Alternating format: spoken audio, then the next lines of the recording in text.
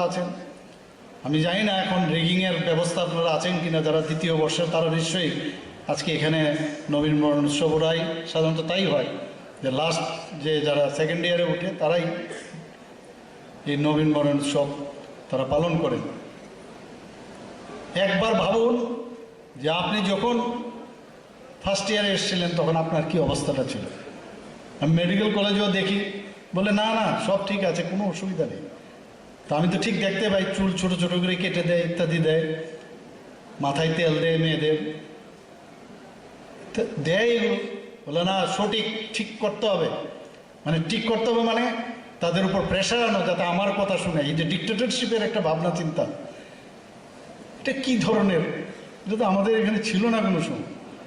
এগুলো অনেক দিন ধরে শুরু হয়েছে, মারপিট, জবরদস্তি, আমার কথা শুনতে হবে। ঠিক আছে, এই বয়সে ইউ শুড, যে সিনিয়র থাকবে সে বলবে যে ইউ শুড ফলো মি, এখানে একটা কম্পিটিশন থাকে, কিন্তু ফলো গায়ের জোরে না, তোমার কাজকর্মে তুমি দেখাও।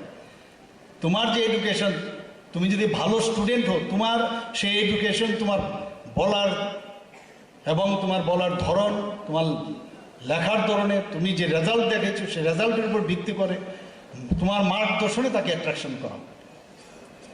এই অ্যাট্রাকশন গায়ের জোর দেওয়া হয় না। অনেকের আগের এরকম আছে যে I'll should be the centre of attraction.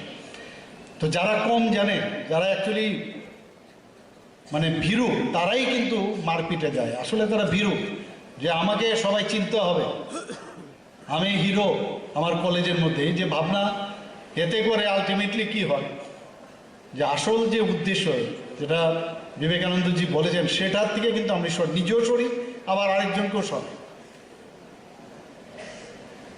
আমি কিছুদিন আগে বিলুনিয়ার একটা স্কুল মাঠে, সেখানে একটা প্রোগ্রামে গেছি, সেই অ্যাওয়ারনেস প্রোগ্রাম ড্রাগ এডিকশনকে কেন্দ্র করে। সেখানে ফার্স্ট ব্যাচ, ফার্স্ট হাফ শেষ হওয়ার পরে সেকেন্ড হাফ শুরু হওয়ার আগে সেখানে একটা ছেলে, তাকে বলার জন্য বলা হলো, সে 5 বছর ধরে ড্রাগ নিচ্ছিল।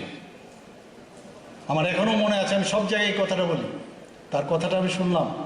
সে বলছে I was a very good sportsman as well as I was a very good student, কিন্তু আমার সবসময় আমার মনে একটা হেবিট ইচ্ছা থাকতো যে I should be always should be attracted by all. তো এই অ্যাট্রাকশন তো মানে যতটুকু কাজকর্মে না হয় ততটুকু, এই যে ফিলিং অফ ওয়েলবিং, ফার্মাকোলজি নিয়ে যারা পড়ে ওরা জানে যে ড্রাগস নিলে তার মধ্যে একটা ইউফোরিয়ার ভাব, মানুষ 10 বার ওর দিকে চিন্তা করবে, কথা বলার স্টাইল একটু অন্যরকম হয়ে যাবে, ইত্যাদি ইত্যাদি। এই কারণে সে ড্রাগস নিল। তো এই যে অবস্থা, আমরা drug addiction, de addiction centre আমরা সব ডিস্ট্রিক্টে আমরা করছি তার জন্য। কারণ এই যে বয়স, this is very important. School থেকে, বিভিন্ন স্কুল থেকে সবাই চিন্তা করো কোত্থেকে শুরু করেছিল, প্রাইমারি স্কুল, সেকেন্ডারি, এখন কলেজ, তারপরে এখানে যারা আমরা সব স্কুল বিভিন্ন জায়গার থেকে এসে একটা জায়গায়। কিন্তু আমার বেসিকটা কিন্তু এখানে, আমি আজকে এখানে যাই বলবো, যাই দেব, আজকে যেই জায়গায় আমরা এসছি সব কিছু কিন্তু ওই ঈশ্বর কিন্তু তৈরি রেখেছে।